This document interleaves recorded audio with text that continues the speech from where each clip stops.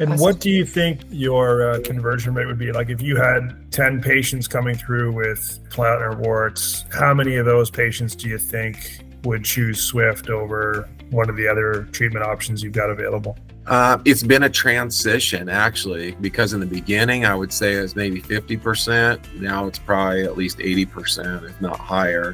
When I have confidence in it, people know that. I mean, they know if you're like, let's try this versus, hey, this really is going to work. And you're honest with people. It's going to work better than anything we have. That doesn't mean it's going to be 100%. Nothing's 100%, but I can do all these other things and we can try them, and it's going to end up costing you the same or more money probably in the long run. So I would say I'm at least 80% at this point.